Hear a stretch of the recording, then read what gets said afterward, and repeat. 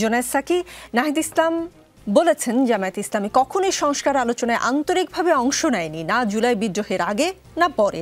তারা কোনো বাস্তব প্রস্তাব দেয়নি, কোনো সাংবিধানিক দৃষ্টিভঙ্গি উপস্থাপন করেনি, কিংবা গণতান্ত্রিক প্রজাতন্ত্রের প্রতি কোনো অঙ্গীকার দেখায়নি। আপনি তো জুলাইয়ের পরে যে সংস্কার আলোচনা ছিল সেটার সাক্ষী, এবং জামায়াতের আন্তরিকতার এই ধরনের অভাব, যে ধরনের অভাবের কথা নাহিদ ইসলাম বলেছেন, আপনার চোখে কিছু ধরা পড়েছে কিনা, নাকি আপনার বিশ্লেষণ ভিন্ন? ধন্যবাদ আপনাকে। আমরা একটু দেরিতে এসে পৌঁছলাম। সবাইকে সালাম এবং শুভেচ্ছা। আসসালামু আলাইকুম। সংস্কারের পুরো প্রক্রিয়াটা তো আসলে শুরু হয়েছে যুগপৎ আন্দোলনের মধ্যে। সংস্কারের দাবি আমাদের মতো দল, গণসংহতি আন্দোলন, রাষ্ট্র সংস্কার আন্দোলন, নামই গড়ে উঠেছে রাষ্ট্র সংস্কার আন্দোলন। আমরা অনেক আগে থেকেই, আমাদের প্রতিষ্ঠা লগ্ন থেকেই কাজগুলো করছি, কিন্তু যেহেতু মানে এটা তখনও জাতীয় প্রশ্নে পরিণত হয়নি, এবং এটা আমাদের কাছেও ধারণা ছিল যে ক্রাইসিস যতক্ষণ পর্যন্ত আরও ডিপেন্ড হচ্ছে ততক্ষণ পর্যন্ত এটা সকলের জন্য হয়ে উঠবে না। এবং 18 সালের নির্বাচন পর্যন্ত আমরা যখন দেখেছি যে এটা তখনও কিন্তু প্রধান প্রশ্নে পরিণত হয়নি। আমরা ঐকমত্য কমিশনে গিয়ে ঐক্য সমাবেশ সম্মেলন, যেটা ডক্টর কামাল হোসেনের নেতৃত্বে বিএনপি সহ যেটা ডাকা হয়েছিল, সেখানে গিয়ে আমরা আমাদের এই সংস্কার প্রস্তাব দিয়েছি, জাতীয় সনদের কথা বলেছি, বাংলাদেশ একটা নতুন জাতীয় সনদ দরকার। এই জায়গাগুলো কিন্তু তখনও এটা সেন্ট্রাল কোয়েশ্চেন হয়নি। 18 নির্বাচনের পরে বিএনপির মতো রাজনৈতিক দলও কিন্তু বুঝলো যে এই সিস্টেমে আর চলবে না, এখান থেকে এর পরিবর্তনটা দরকার। তখনই কিন্তু এই সংস্কার প্রস্তাব বিএনপির নিজে 27 দফা দিল, আমরা 31 দফা সবাই মিলে করার চেষ্টা করলাম যুগপৎ আন্দোলন তৈরি করার জন্য।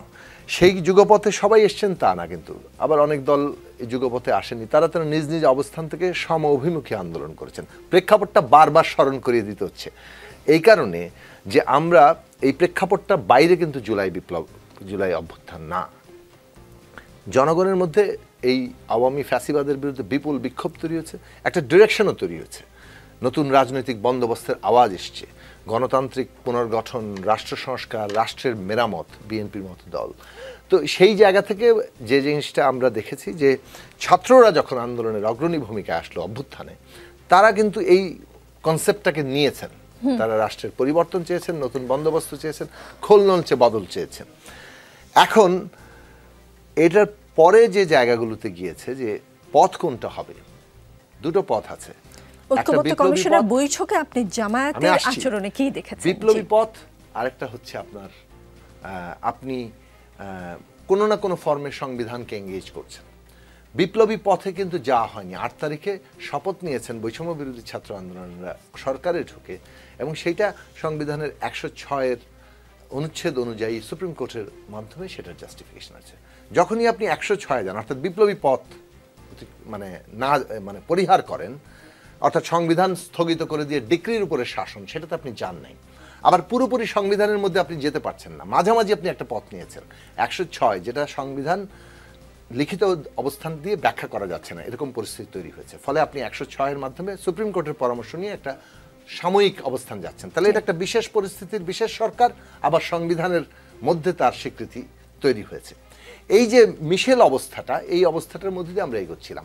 মাঝপথে ঐকমত্য কমিশন, ওই ধারাবাহিকতায় এই সরকার কিন্তু ঐকমত্য কমিশন করেছে। এটা কিন্তু নিয়মতান্ত্রিক কাজ না, শুধু রুটিন ওয়ার্ক না, কিন্তু যে আমি কিছু রুটিন ওয়ার্ক করলাম। সরকার কিন্তু মানে আমি যদি সংস্কারের দিকে দেখি, তারা ঐকমত্য কমিশন কিংবা তার আগে সংস্কারের বিভিন্ন কমিশন গঠন করে প্রস্তাব এসব এনেছেন।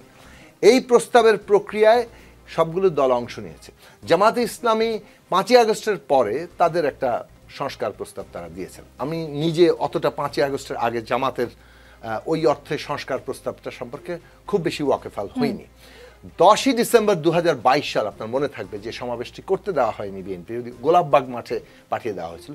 সেখানে বিএনপি কিন্তু প্রথমে 10 দফার দাবিনামা দিয়েছিল। বিএনপির 27 দফা পরামর্শ 19শে ডিসেম্বর দিয়েছে বিএনপি। 10 তারিখে বিএনপি 10 দফা দিয়েছিল, জামাত ইসলামীও একটা 10 দফা দিয়েছিল। সেটা কিন্তু দাবিনামা। সংস্কার প্রস্তাব যা পরবর্তীকালে 19শে ডিসেম্বর বিএনপি 27 দফা দিয়েছে, সেরকম কোনো সংস্কার প্রস্তাব ঠিক 5ই আগস্টের আগে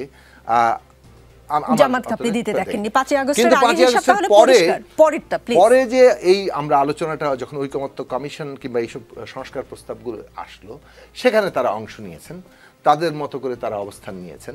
তাদের অনেকগুলো অবস্থান আমরা একই অবস্থান হয়েছে, অর্থাৎ আমরা একমত হয়েছি ওই কমিশনের সাথে।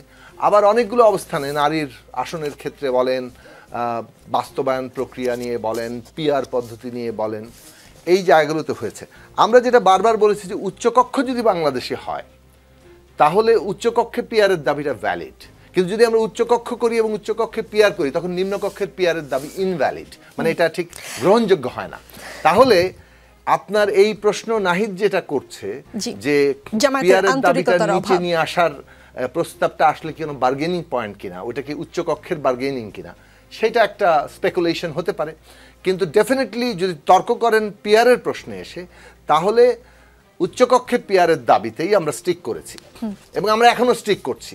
নিম্নকক্ষে পিআরের প্রসঙ্গটি রাজনৈতিক দাবি হিসেবে যেমন এজেন্ডাভুক্ত হয়নি, তেমনি বাংলাদেশে উচ্চকক্ষের যে সামগ্রিক গ্রহণযোগ্যতা সৃষ্টি হয়ে গেছে এবং এটা সবাই মেনে নিয়েছি আমরা, তখন নিম্নকক্ষের পিআর দাবি করাটা আর কোনো বাস্তব গ্রাহ্যতা থাকে না।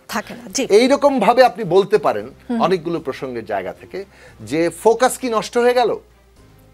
আমরা নিম্নকক্ষের পিআরের দাবিতে রাস্তায় নেমে যাওয়ার ফলে কি আমাদের যে ফোকাসের জায়গাটা ছিল যে উচ্চকক্ষ পিআর আমরা আরো বেশি কত ঐকমত্য হতে পারি, সেই জায়গাগুলোতে এখন এই দায় আপনি একে অপরকে দিতে পারেন। আমাদের পজিশন ছিল সবসময় আমরা একটা ক্রান্তিকাল অতিক্রম করছি, ন্যূনতম জাতীয় ঐক্যমত্য আমাদের তৈরি করা দরকার এবং ওই জায়গাতেই যতটুকু কথা শুনে মনে হলো যে আপনি খুব স্পষ্টভাবে জামায়াতের কাঁধে দায় চাপাতে চাচ্ছেন না, আবার কোনো কিছুর ইঙ্গিত দিচ্ছেন।